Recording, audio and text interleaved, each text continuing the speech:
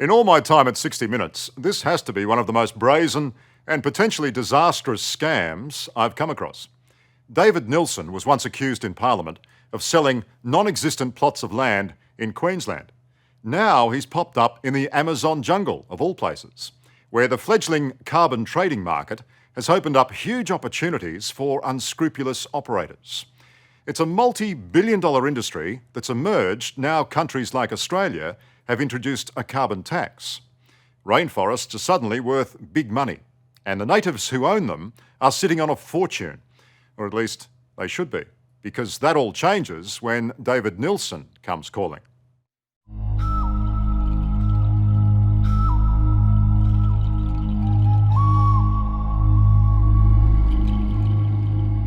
If there's a place in the world that time forgot, this is it. Peru.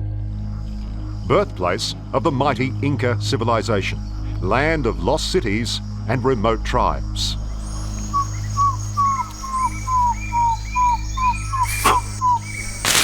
So how on earth did an Australian property developer end up here, promising billion-dollar carbon deals to some of the poorest people on the planet? They completely trusted him, and now they're left with nothing. David Nilsson. Yep. Liam Bartlett, 60 Minutes. His name is David Nilsson. He's from Queensland and says he's just here to help. They're putting their livelihoods, their tribes, their rainforests on the line, and you get 50% of all that. Not a bad deal for you, but not too good for them, is it? Well, what else are they getting? Who else is giving them a better deal in the world?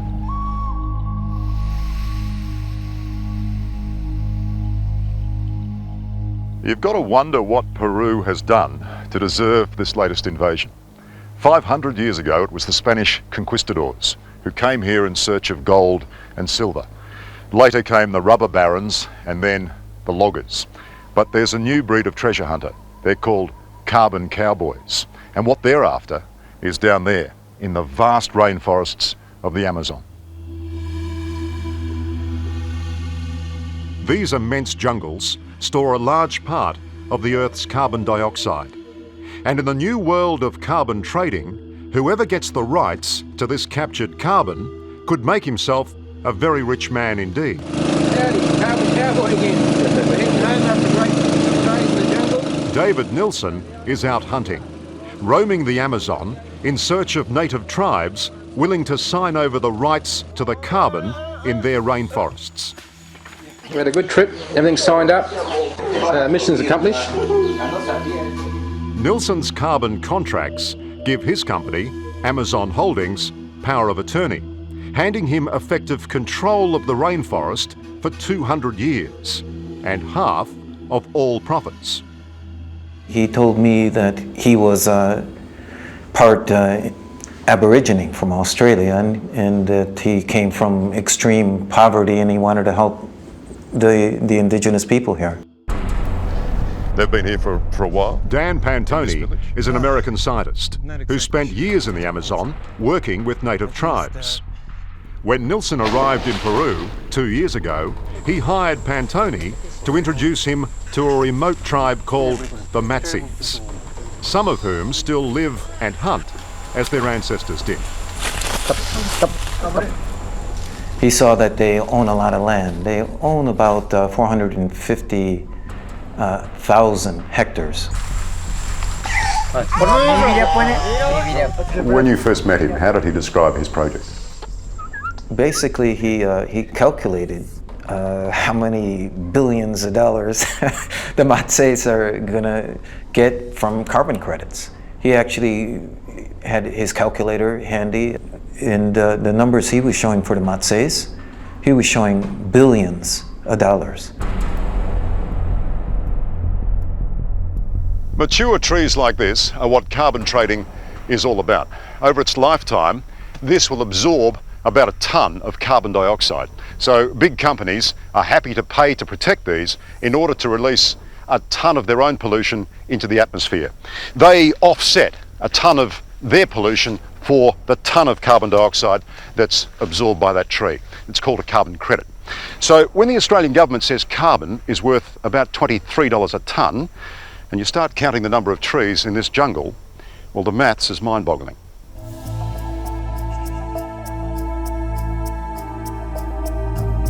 David Nilsson has been chasing this carbon fortune for years, from Papua New Guinea to the Philippines.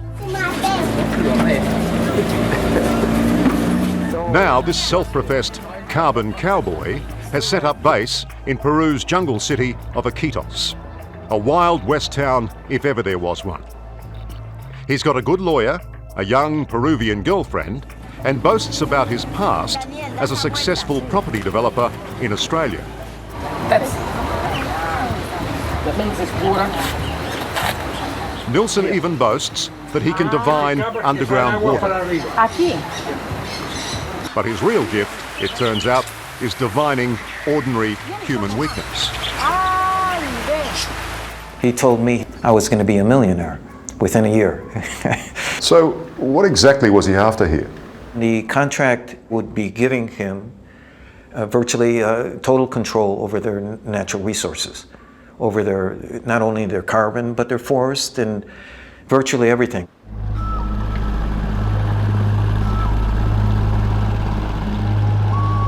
Incredibly, David Nilsson has already convinced some tribes to sign away their rights. And Dan Pantoni is taking me deeper into the Amazon to visit one such community. They're called the Jaguar. They're dirt poor. Many can't read or write. And they've handed Nilsson half of all the carbon that's in their forests. Can you read this for me, please? Hegarty signed the document put in front of him. He's saying he signed it, but he can't read. He can't read at all. No puede. He says he can't read. Only a handful of Jaguar refused to go along with Nilsson's plan. One of them is a young leader, Angel Hegarty. Did you sign that contract? No, No, Why not? porque sabía que era esto una estafa. because I knew it was a scam.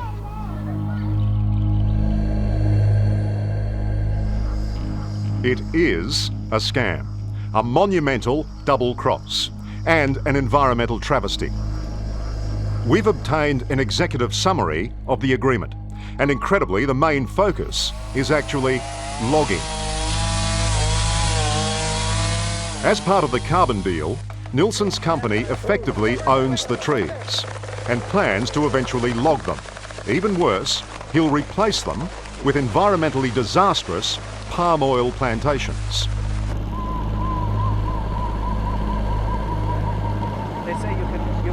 Already, the colossal scale of logging by others is shockingly clear. Sí, está en castellano. But these are desperately poor people who are easily manipulated, unaware that the supposedly independent lawyer advising them is actually David Nilsson's lawyer. Can he tell me the lawyer's name, please? ¿Cómo se llama el abogado? Walter Cambero. Walter Cambero. That's David Nilsson's lawyer. Okay, what do you want to know? I want to know everything. David Nilsson is now back in Australia, hunting for investors to pay big money for his slice of the Amazon. So I've mapped all this here. All these villages here weren't mapped. What he doesn't realise at this pitch is that the would-be investor is a 60 Minutes producer, and we're in the room next door. Just let me get the thing. Okay, I've got these 3 million hectares. What? How did you come across? Sorry, say again.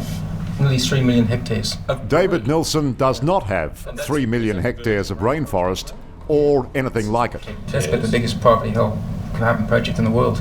But that doesn't stop him from promising a fortune for would-be investors. It's going to be billions. Beg your pardon? Billions. I'm scared to quote it because it's huge, put it that way. And David Nilsson all but brags about plans to ultimately cut down the rainforests once the 25-year carbon deal expires. My contracts are 200-year contracts, etched in stone. So when the carbon's gone, people can come through and harvest the rainforest there. We'll have a forest management plan that they can reforest. They can plant palm oil. They can cut all the timber. No one can stop them. No one can stop But it. you're going to, by doing this carbon plan, you're stopping that happening. Yeah, but the carbon plan only goes for 25 years. The contracts still run. There's enough timber to supply the world down there. China will love it. Time Also, we they're decide palm oil. So to have a that's word contracts. with Mr. 20% Nilsson. of the company. Yep. David Nilsson, Yep. Liam Bartlett, 60 Minutes. Yeah, mate, how you doing? Not your day, is it? No, mate, that's my day. No. You're telling some more tall stories, trying to get somebody to Mate, part with their money. No, I'm not, mate, no. It's no scam. It's no scam. No. The person that started the scam, Dr. Pantone, we've taken legal proceedings against him. We know all about Dan And hang on, Pantone. and he's under house arrest. No, he's not under house arrest. That's a lie. That's your first lie to me. But you've told plenty in the last hour, haven't you? Well, this is what I've been doing. Running around telling lies. No. Interview finished. Please turn that camera off. Well, it's not going off because we want some answers about the Amazon tribes that you've been dealing with. I've got nothing more to say. What these Amazon tribes didn't know, couldn't know, was the long trail of people who've trusted David Nilsson and lost money. Just ask the investors who put money into one of his projects here at Clairview in North Queensland in the early 90s. It's a beautiful spot, and it seemed a great investment. David Nilsson was selling 5-acre lots up here on the ridge for $70,000 a piece, and there were plenty of takers. But one buyer from Nauru became suspicious when she failed to receive a rates notice from the local council. That's when the penny dropped. As the Queensland Parliament was later told, those lots didn't exist, never had. But Nilsson banked the money anyway, and the investors never saw it again. It's very convincing, very, very convincing. Leo Kiki is a senior barrister from Nauru. He was one of the investors who thought he was buying land at Nilsson's Clairview development. What did you end up with? I end up with nothing. A lot of us, all of us end up with nothing. So, really, it's a conniving scum.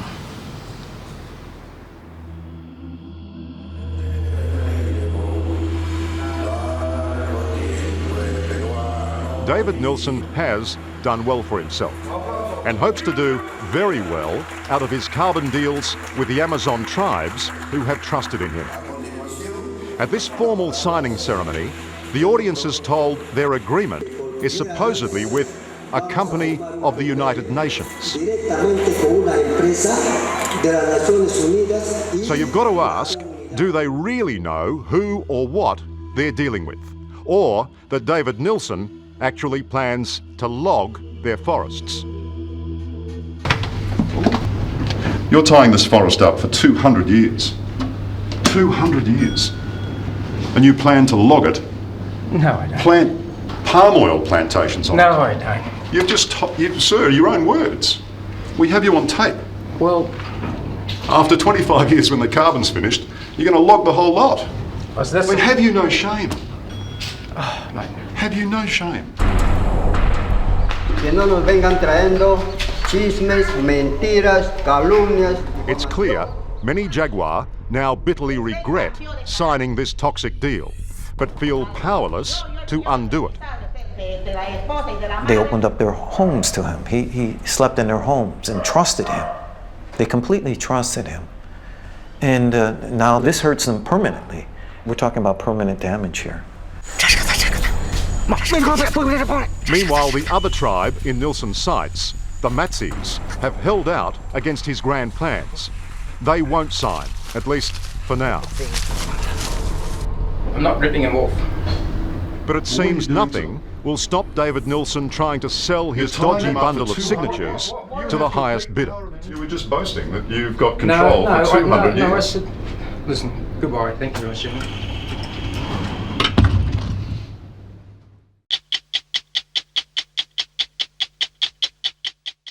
Hello, I'm Tara Brown. Thanks for watching 60 Minutes Australia.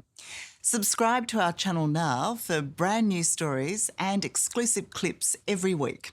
And don't miss out on our extra minute segments and full episodes of 60 Minutes on 9now.com.au and the 9Now app.